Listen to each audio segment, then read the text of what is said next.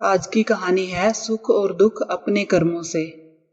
एक समय की बात है, एक बुजुर्ग आदमी रेलवे स्टेशन पर रेलगाड़ी में चाय बेचता था। एक दिन रेलगाड़ी में चाय बेचकर वह अपनी झोंपड़ी में चला गया। झोंपड़ी में जाकर उसने अपनी बुजुर्ग पत्नी से कहा कि दूसरी ट्रेन आने से पहले एक और केतली चाय की बना दो। दोनों पति पत्नी बहुत बुजुर्ग हैं। आदमी बोला कि काश हमारी कोई औलाद होती तो वह हमें इस बुढ़ापे में कमाकर खिलाती और हमारा ध्यान भी रखती। औलाद ना होने के कारण हमें इस बुढ़ापे में भी काम करना पड़ रहा है। ये बात सुनकर उसकी पत्नी की आंखों में आंसू आ गए।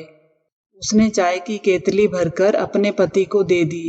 बुजुर्ग आदमी चाय की केतली लेकर वापस रेलवे स्टेशन पर गया। उसने वहां प्लेटफार्म पर एक बुजुर्ग दंपत्ति को सुबह से लेकर शाम तक बेंच पर बैठे देखा। वह दोनों किसी भी गाड़ी में नहीं चढ़ रहे थे। तब वह चाय वाला बुजुर्ग उन दोनों के पास गया और उनसे पूछने लगा कि आपको कौन सी गाड़ी से जाना है। मैं आपको बता दूंगा कि आपकी गाड़ी कब और कहाँ आएगी। तब वह बुजुर्ग दंपत्ति बोले कि हमें कहीं नहीं जाना है। हमें हमारे छोटे बेटे ने यहाँ एक चिट्ठी देकर भेजा है और कहा है कि हमारा बड़ा बेटा हमें लेने स्टेशन आएगा, और अगर बड़ा बेटा ना पहुँचे तो इस चिट्ठी में जो पता है आप वहाँ पहुँच जाना। हमें तो पढ़ना लिखना आता नहीं है। आप हमें बस ये चिट्ठी पढ़कर ये बता दो कि ये पता कहाँ का है, ताकि हम लोग अपने बड़े बेटे के पास पहुंच जाएं। चाय वाले ने जब वो चिट्ठी पढ़ी तो उसकी आंखों के आगे अंधेरा छा गया और वह वहीं जमीन पर गिर पड़ा। उस चिट्ठी में लिखा था कि ये मेरे माता पिता हैं, जो इस चिट्ठी को पढ़े वो इनको पास के किसी वृद्ध आश्रम में छोड़ आए।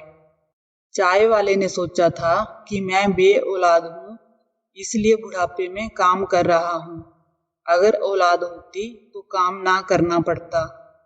इस बुजुर्ग दंपत्ति के 2 बेटे हैं, पर कोई भी बेटा इनको अपने पास रखने को तैयार नहीं है। संत जी संगत को ये घटना सुनाते थे और संगत से पूछते थे कि बताओ औलाद होनी चाहिए या नहीं। संत जी कहते थे कि सुख या दुख औलाद से नहीं मिलता। सुख दुख तो अपने कर्मों के अनुसार मिलता है। ना कोई औलाद सुख देती है, ना कोई औलाद दुख देती है।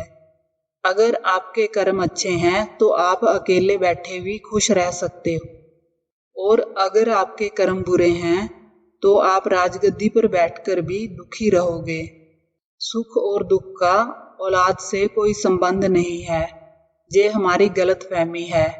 सबसे अच्छा कर्म है कर भला तो हो भला। हमें जीवन में जितना भी सुख मिलता है अपने पुण्य के प्रताप से मिलता है, और जीवन में जितना भी दुख पाया है वह हमें हमारे पाप का परिणाम दुख बनकर मिला है। हर व्यक्ति अपने अच्छे और अपने बुरे कर्मों का प्रतिफल इस संसार में भोगता है। आपको ये कहानी अच्छी लगी हो तो वीडियो को लाइक करें, चैनल को सब्सक्राइब करें। धन्यवाद।